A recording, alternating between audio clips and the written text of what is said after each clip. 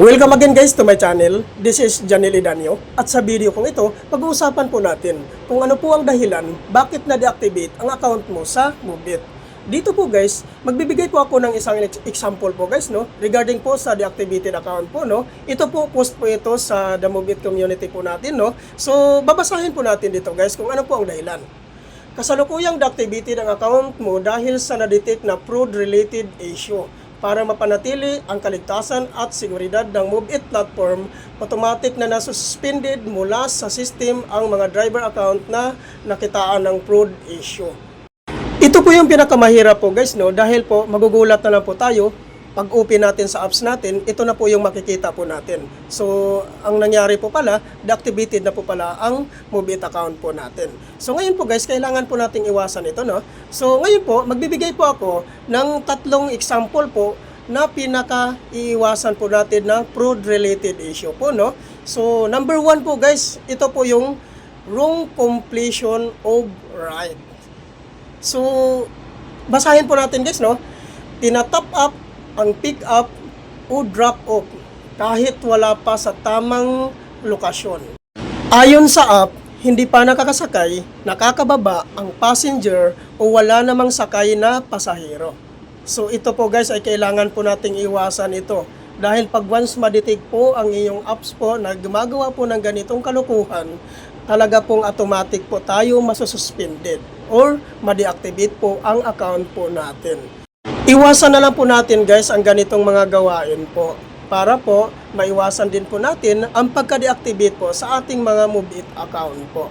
So ito po yung pinaka number one na dahilan po guys, no, kung bakit na-deactivate po yung mga account po natin. So ngayon guys, punta naman po tayo guys sa pangalawa pong fraud-related issue po guys, no. Ito po yung pangalawang fraud-related issue po guys, suking pasahero. So ayan po, no, basahin po natin sa baba. Ginagawang suki at kinukontrata or pre-arrangement ang isang pasahero. So, minsan po guys, may gumagawa po talaga ng ganito po ng mga ibang riders po.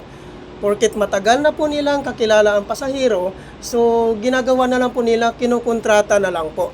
So, ano po bang ibig sabihin nito? Pag once kinukontrata na po natin, so ang tawag dyan, hinahabal mo na po or habal po ang tawag po dyan.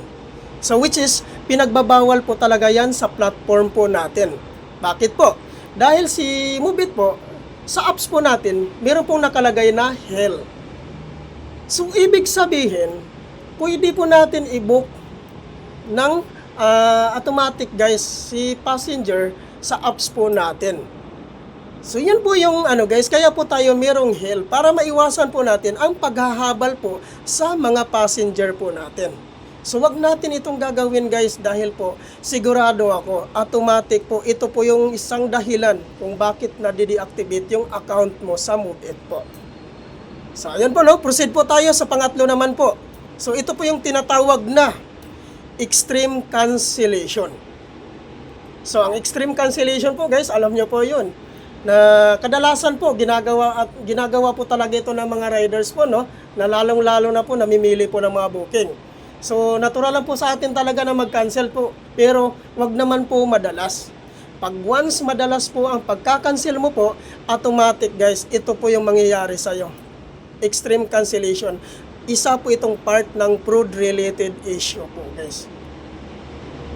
So, mahirap po, no? Dahil po, alam naman po natin na bawal. Bakit po naman natin gagawin na alam naman natin na bawal po ito? Ang extreme cancellation po kasi guys, no? Which is, say, for example, may booking na pumapasok. So, in-ignore mo or kinancel mo.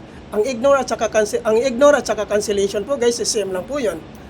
So, di ba po? So, ngayon po, pag once na paulit-ulit nyo pong gagawin yan, automatic, guys, asahan mo pong masususpended po yung account mo or ma-deactivate po yung account mo. Kaya ano po ang dapat natin gawin? Pwede naman po kayo mag-cancel guys, no? Kailangan lang po guys, isa or dalawang beses. Pero wag po sunod-sunod po. Dahil po automatic madidetect po talaga kaagad yung account mo ni MoveIt. Iwasan na lang po natin ito guys, na ganitong gawain. Wag po tayong mamimili ng booking. Kung talagang gusto nyo pong kumita dito sa Move It po, so i-accept na lang po natin kung ano pong binabatong booking sa atin. So kung sakasakali naman po kayo mag-cancel guys, kung ayaw nyo po pupunta sa drop-off nyo, hindi nyo po nagustuhan yung papuntahan nyo, kausapin nyo na lang po si passenger. Para po, si passenger na po ang magka-cancel sa booking nyo. Yun po yung pinaka-importante po guys, no? Dahil po, pag once lagi po tayo nagka-cancel, asahan nyo po talaga guys na papadalhan ka po ng love letter po ni Move It po. So ano po ba itong love letter? Mapapansin nyo lang po guys sa apps nyo, nakikita nyo po, deactivated na po ang iyong account.